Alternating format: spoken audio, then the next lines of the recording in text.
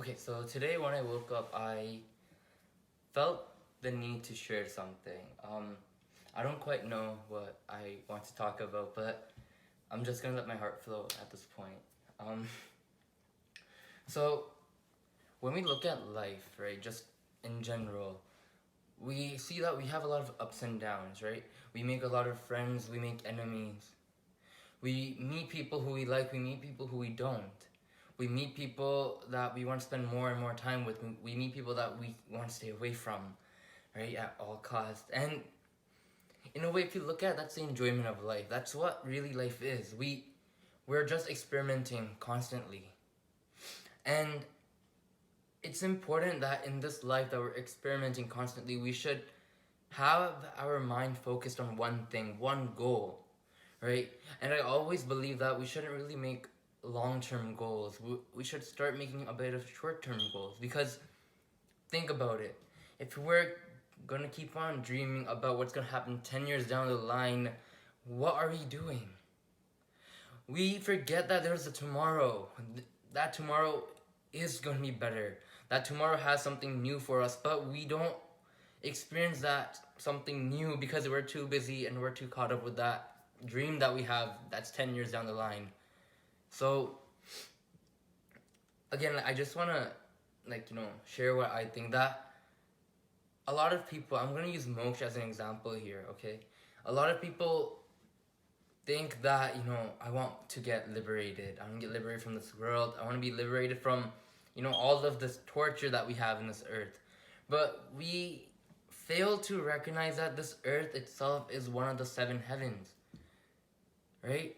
This earth is a heaven. After the earth, there are hell lokas, right? This earth is a heaven, Bhumi Lok. And we fail to recognize that we have attained moksha, that's why we're here. But we have to get liberated to the point where our consciousness is liberated, and that's when we attain the highest form, right? But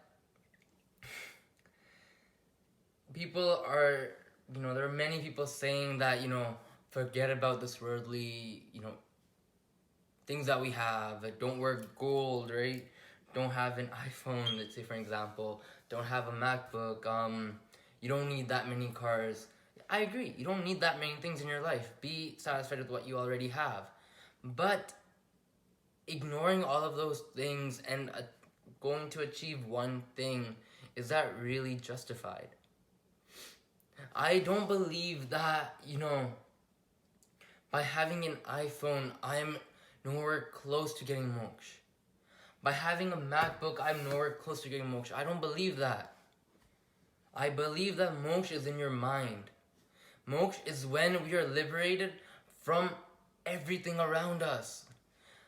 Moksha is when we forget that, I am different than you are. Moksha is when we think that me and you are the same. Moksha is when we remove our ego. Remember, there are 8 types of Lakshmi. And whenever I do certain rituals, I always emphasize on this, that there are 8 types of Lakshmi. The first Lakshmi is Vidya, and the second one is Dhairya. These 2 are my favorite Lakshmis, okay? And they're favorite because Vidya is knowledge. Now, our scriptures identify knowledge as Sa Vidya Ya Vimukte, as mentioned in the Devi Bhagavad Puran, and Sa Vidya Paramo Muktir, as mentioned in the Devi Mahatmya's 1st chapter, right? Essentially, both of them meaning that Vidya is the ultimate liberator. Knowledge is the ultimate liberator. Get knowledge and you will be liberated. This knowledge isn't talking about your degree that you have from Harvard, that PhD that you got, that you worked hard for. That is knowledge, but it's not what this is talking about. Knowledge is when, as I mentioned before, the thought of me and you, that how I'm greater than you are, that thought is banished, is knowledge. And that's what liberates us. That's what takes us to the path of liberation. And trust me, attaining moksha while you're still seeing with your 2 eyes, breathing, talking, feeling, walking, and just having a great time is what moksha is. Because moksha isn't after death. Your soul cannot feel pain after death.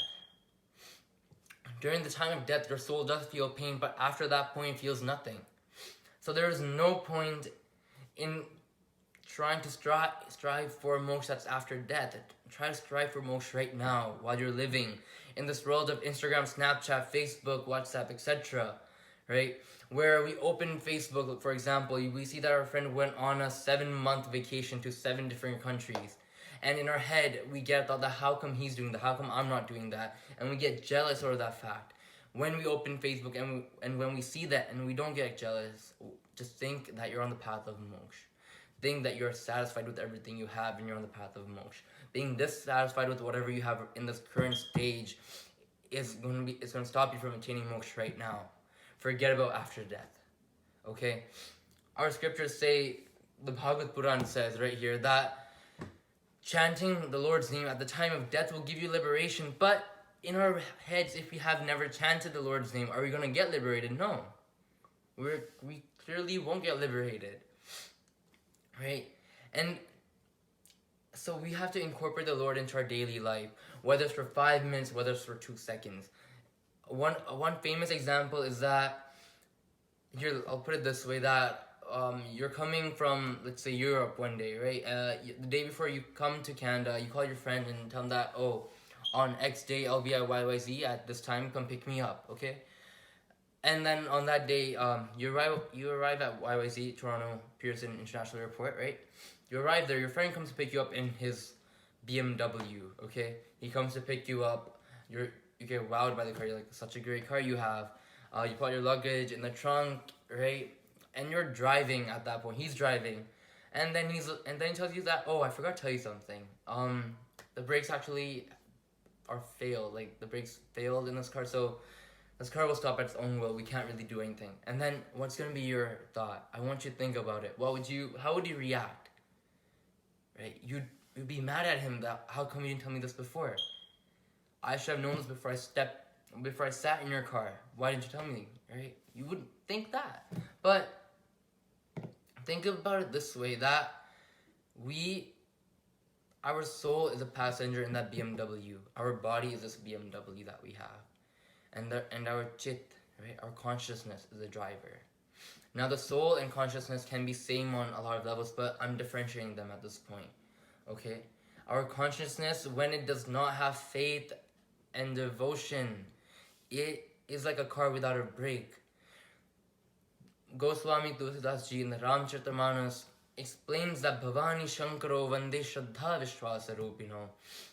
And he says that in the Mangalacharan. Mangalacharan is what Kadhakars, what a lot of book writers write before they start a book, because they want to start the book well, and it's for us to know that without having bhakti, without having faith, this devotion, we can't enter into the life of Ram. Similarly, without having faith and devotion, this life is aimless. This life will stop whenever it stops, but we will not have achieved anything. We may have achieved a big house, a lot of cars, but we may have never achieved that satisfaction that we want, right? So having a break, having that faith and shraddha, vishwas, okay, that devotion and faith as your break in your life is very helpful, because God knows when to stop it and take a turn. And He leads our consciousness to the right path. With saying that, I'm gonna rest my words. Om Shanti.